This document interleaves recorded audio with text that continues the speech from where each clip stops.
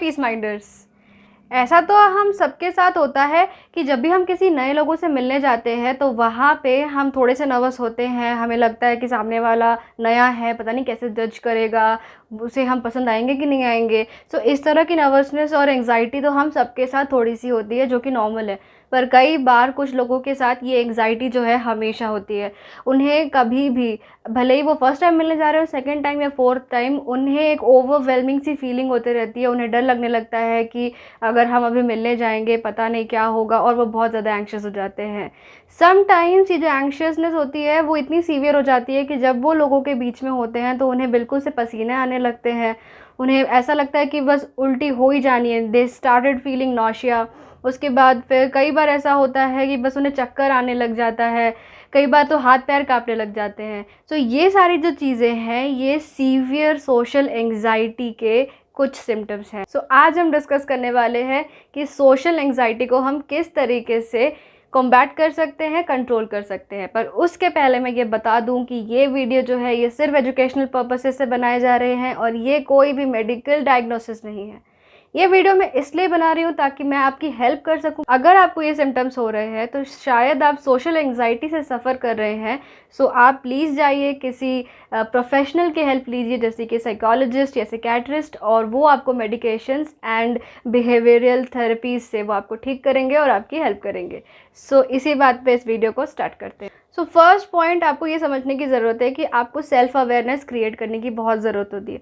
Guys क्या होता है ना, जब भी हम बाहर जाते हैं ना तो हमें लगने लगता है कि जो जितने भी लोग मौजूद हैं ना वो सारे ना मेरे बारे में बुराई कर रहे हैं, मेरी चुगली कर रहे हैं। वो लोग मेरी कहीं ना कहीं बुराई किए जा रहे हैं और वो मेरे बारे में गलत बोल रहे हैं। तो अब मैं उनसे कैसे बात करूं?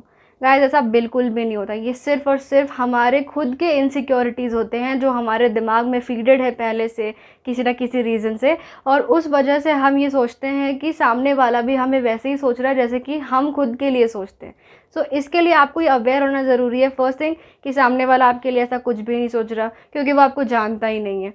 सेकेंड थिंग, ये सारी आपकी खुद की इनसिक्योरिटीज़ हैं और आपको अपनी इनसिक्योरिटी से बाहर निकलना है। आप जैसे हैं वैसे बहुत अच्छे हैं, इसलिए एंग्शियस होने की बिल्कुल भी ज़रूरत नहीं है। सेकेंड थिंग, अपने आप को ना जो कामिंग एक्सरसाइजेज होते हैं ना, कामिंग रिलैक्सेशन जो चीज़ें होती हैं ना, उसमें इन्वॉल्व कीजिए।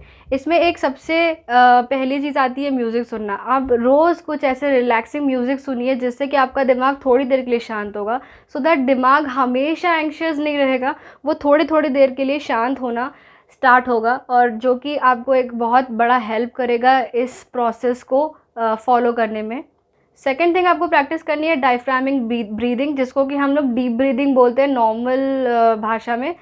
तो जब भी आप बाहर हैं और आप लोगों के बीच में हैं और आपको एंग्जाइटी फील होने लगे, अगर आपके हाथ पैर कांपने लगे, आपको डर लगने लगे, तो आप कुछ मत कीजिए, आप वहाँ पे डीप ब्रीदिंग स्टार्ट कीजिए।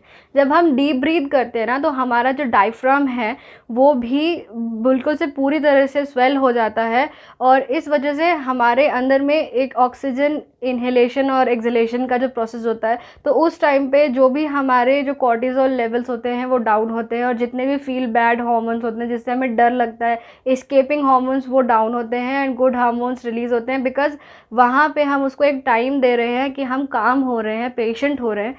सो ऑब्वियसली एंग्जाइटी जो है वो उस टाइम पीरियड से थोड़ा सा डिले हो जाएगा, और इस चीज़ के रेगुलर प्रैक्टिस से आपकी जो सोशल एंग्जाइटी है वो पूरी तरह से सॉल्व हो सकती है। Third thing, practice yoga. Yoga में बहुत सारी चीज़ें इन्वॉल्व होती है। Now yoga is for mental health, yoga is for physical health, उसमें खान पान भी साथ में जुड़ा हुआ होता है। सो जब आप योगिक आसन्स करते हैं, एक्सरसाइज करते हैं, मेडिटेशन करते हैं, त्राटक करते हैं, तो ये सारी चीज़ें आपका जो दिमाग होता है ना उसको एक्चुअली डाइवर्ट करता है from negative thinking to something productive. तो जैसे ही आप नेगेटिव थिंकिंग को छोड़ के प्रोडक्टिव होने लगते हैं, आपकी बॉडी को एक सिग्नल मिलता है कि now you are productive, because आप एक्सरसाइज कर रहे हो, या फिर आप मेडिटेशन कर रहे हो, या फिर आप हेल्दी डाइट फॉलो कर रहे हो। तो उससे क्या होता है, जो हमारी नेगेटिव थिंकिंग में जो हमारा ब्रेन लगा हुआ रहता है ना, वो ब्रेन वहाँ से यहाँ डाइवर्ट हो जाता है। और ये एक बहुत बड़ा रीज़न है कि हमें एक्सरसाइज करना चाहिए, या फिर हमें कोई ना कोई प्रैक्टिस, अच्छी प्रैक्टिसेस करनी चाहिए, जिससे कि हमारे अंदर की एंग्जाइटी कम होगी। क्योंकि ऑब्वियसली हमारे दिमाग के पास टाइम ही नहीं लगा खुद को क्रिटिसाइज़ करते रहने का, सो वो हेल्प तो करेगा ही वहाँ पे। Number 4 is set goals. आपको गोल सेट करना है, क्योंकि आप यहाँ पे अपने सोशल एंग्जाइटी को खुद से ठीक करना चाह रहे हैं, तो उसके लिए आपको गोल्स सेट करने की ज़रूरत है। अब गोल्स जो है ना वो रियलिस्टिक सेट कीजिएगा। गोल्स कैसे सेट करना है? अब जो सोशल एंग्जाइटी से जूझ रहा है ना वो बाहर ही नहीं निकलता है, वो घर से बाहर नहीं निकलता, क्योंकि वो घर से बाहर निकलने से उसके दिल का चैन जो है वो ख़त्म हो जाता है।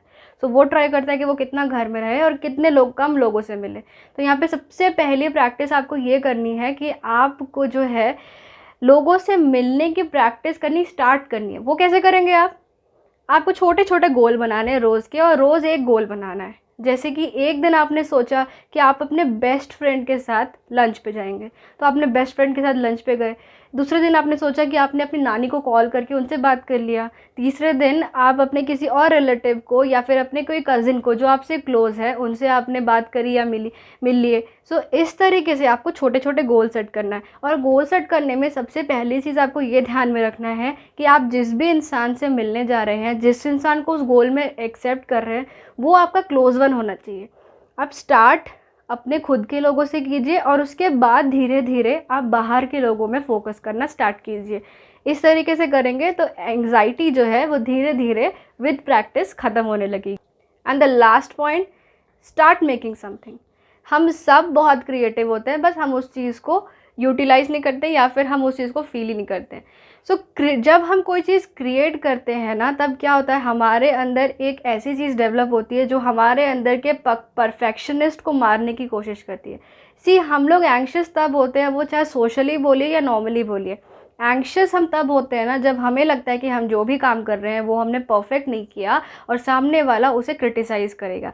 सो जो क्रिटिसिज्म का डर होता है या लोगों के मजाक उड़ाने का डर होता है ना, वो एक्चुअली एंग्जाइटी को बहुत ज़्यादा प्रोवोक करता है। तो जब हम कोई चीज़ क्रिएट करना स्टार्ट करते हैं, जैसे कि अगर आप बहुत अच्छे पेंटर हैं, आप राइटर हैं, आपके थॉट्स बहुत अच्छे हैं, तो आप उस चीज़ को या तो पोम्स में लिख सकते हैं या फ्रेजेस में लिख सकते हैं। सो अगर आप इस तरह के प्रैक्टिस स्टार्ट करेंगे तो आपको पता चलेगा कि आप जो इम्परफेक्ट चीज़ें भी लिख रहे हैं ना, या इम्परफेक्ट चीज़ें भी जो बना रहे हैं ना, वो भी बहुत सुंदर लग रहे हैं। और जब आप ये समझने लगेंगे तो क्या होगा, आप खुद को क्रिटिसाइज़ करना बंद कर देंगे। And once you stop criticising yourself, तो आपको जो ये सोशल एंग्जाइटी का डर है वो ख़त्म हो जाएगा, क्योंकि बेसिकली तो आपके क्रिटिसिज्म से आपको डराते हैं ना। सो आई गेस गाइज ये वीडियो आप लोग को बहुत हेल्प करेगा, जो कि सीरियसली बहुत ज़्यादा डरते हैं, उनको एंग्जाइटी की प्रॉब्लम है। आप ये उनसे शेयर कीजिए, अपने थॉट्स कमेंट बॉक्स में बताइए, और मैं आपसे मिलूँगी कल एक नए वीडियो के साथ। Much love and God bless.